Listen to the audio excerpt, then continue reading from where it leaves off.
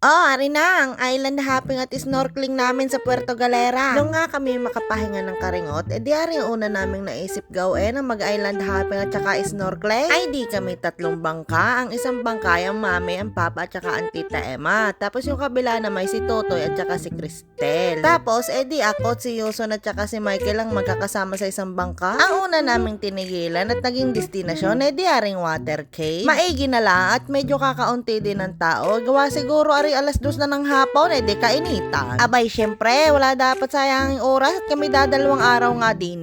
Dini nga pala, bago ka makarating sa cave, akit ka muna din sa bato-batong are, di pag ikay uula-ulaga, di ikisugat. Sadya namang dapat ikay kakapit maigi at saka mag-ingat. Abay, syempre, pagkakatalas ng mga batong ayan, pero nung makaakit naman din ay worth it. Ano, gang ganda naman nga ng view. Ay, di na pala ba, naakyata ng mga titas and titos of Masaya. Di para makarating nga sa underwater cave, di pababa naman. Akaw, kala mo katang kung makababa. Abay, kung hindi hahabaan ng pae, baka magdiretso pababa. Sadya naman, kung gusto mo ng adventure, wag nyong iwawala ari sa listahan pag kayo napapunta ng puerto. At ang inyong gamit ay pwede namang iwan sa bangka at yun may babantayan ng bangkero pag hindi sadyang mababasa. Ika ng tita Emma Ay ano nga, baga naman pagkakalamig ng tubig din Sadya naman, uurong ang mga uurong. Ay bahala na kayo mag-isip. Wari ko bagay bago makalublob ng tubig, hihinga muna dapat ang malalim at magkakalamig tapos magkakaalon pa. Tapos ganari pang hindi magkaintindihan ng tita magawa nga dala-dala ang kanyang bagay. Sadya na mga aming iniutas ng tawa din ay halo ang takot at saka ang saya Sadya namang napaka-memorable na ring experience na are at biruin mo ganamat na isama nga namin ng mga mami din Ay kung alam lang daw nilang ganari aring ilalim na are, hindi daw sila sasama Yung naman para kami hinihigop ng tubig at pagkakalakas nga ng alon. Ay pero pagkakaganda naman din sa ilalim na ready. Ayan ang mami kapit to ko sa papa. Takot na takot kahit may life vest ay baka daw siya malunod. Pero syempre picture is life kaya dapat mag-pausing. Di mag-click muna tayo kay ate. Ate, gandahan mo ha ang picture.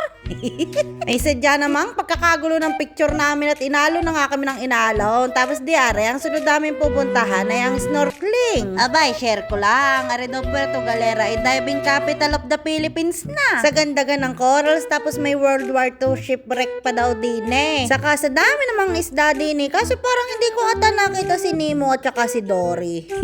Pero kayo naniniwala na pag daw kayo nag-i-snorkeling na ganare at nakakita kayo ng pawikan ay swerte. Abay, kami swerte at kami nakakita ng pawikan yan nagswiswim pa siya. Abay, kami lang tatlo ni Nayoso na nakakita, hindi daw nakita ng mga papa at saka ni Natutoy. O kita nyo talaga nagpapabideo pa yan. Ano ngang kirit? Ay sa tunay, pang-apat na snorkeling ko na aredine. Ay lagi ako nakakakita ng pawikan. Baka ako ngay swerte. Ay swerte nga taga Puerto akin na pangasawa. Sadya namang nakakatuwa at kita nyo at kami sinabayan pa ng paglalangoy. Kaso nung kauna-unahan ako nakakita, kasama ko si Kem. Ay ano ka pagkakalapit sa amin ako'y natakot. Tapos sabi nga ng bangkero noon ay swerte daw nakakakita ng pawikan at hindi daw lahat na nag-i-snorkeling ay nakakakita o pinapakitaan yan. Ay kami kita nyo kami swerteng-swerte na at talaga namang pakitang gilas Nakakatuwa din at ang dami ng isda ngayon at saka ang mga corals ay buhay na buhay. Gawa ng mga nakaraan ay parang kakaunti na sila. Tapos sabi ng bangkero sa amin, simula nga daw nung nag-pandemic, di parang na-rehabilitate. Nabulol-bulol pa di parang nakahinga din ng isda tsaka nakapagparami silang maigi. Tapos ang sunod namin pupuntahan ay yung mga anong tawag doon? Big clams? Nag-choppy na basta yung mga giant clams. Kaso nga lang, nung kami makarating, medyo malabo ang tubig. Tapos malakas daw ang current sa ilalim. Di hindi na kami nakaswim-swim hanggang doon sa ilalim para makita yung mga giant clams. Sakto naman, kakaunti lang ang tao noong panahong are. Di kami naka-request kung kami pwedeng bumalik doon sa mga isda. Pwede naman daw, basta kami mag-iingat laang na hindi maanuhan yung mga corals. Kasi syempre, matatalas yan. Baka daw kami maano. At saka baka masira ang corals, di kami nakasira pa. Di kami nagpakasirena at saka syukoy. Huy, joke lang.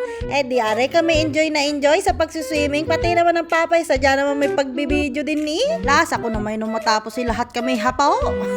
Sadya namang iba ang nagagawa ng pagsuswimming. Kahit nakakapagod, nakaka-enjoy naman talaga Tapos ganari pa nga yung makikita mo. Kasi wag yan! Ako'y takot na takot ka dyan. Kala ko kung matutusok. Pero sa Ilocos, paragang may gayon. Pero hindi naman gayon kahahaba ang tusok. Ang tawag namin doon ay maritangtang. Ngayon ka naman pagkakasarap. Hindi ko lang alam kung anong Tagalog doon. Di natapos ang aming island hopping, snorkeling at kung ano-ano pa. Sadya namang sulit na sulit aring unang araw namin sa puerto. Nung kinagabihan, di kami kumain na lang sa labas. Tapos kami nag-shot kami mga bagets. Talaga namang enjoy na enjoy. Siya, sige, bukas ulit. Bye-bye!